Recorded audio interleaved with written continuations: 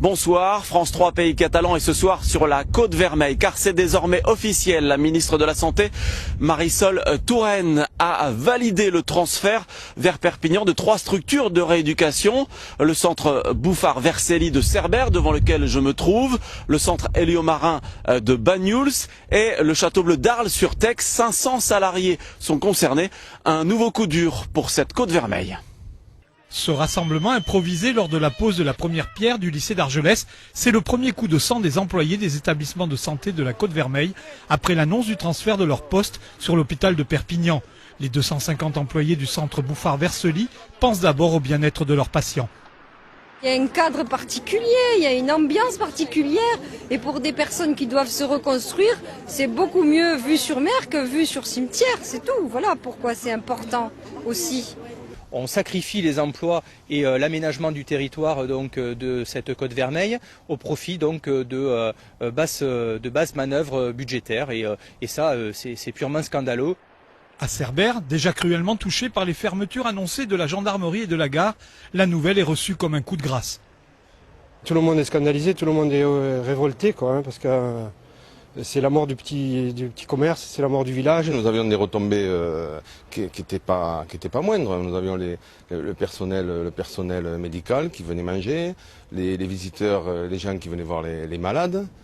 Pour le député PS de la circonscription, si la délocalisation à Perpignan des lits de rééducation est acquise, la Côte Rocheuse ne sera pourtant pas abandonnée grâce à des mesures de compensation, dont l'arrivée de maisons d'accueil spécialisées. Arles-sur-Tex, pas de problème, je crois que tout est d'accord. La Côte, une masse de 25 lits à Pologne, la masse de Banyuls à Cerbère augmentée de 15 lits, et un centre d'autisme qui devait aller à Corbère, sur la côte, qui je pensais mettre à Banyuls, mais si Banyuls ne fait pas de terrain, on le mettra à Cerbère. Malgré ces annonces optimistes, les salariés restent mobilisés, car selon eux, une centaine de postes seulement subsisteraient sur la Côte Vermeille, qui en compte 450 aujourd'hui.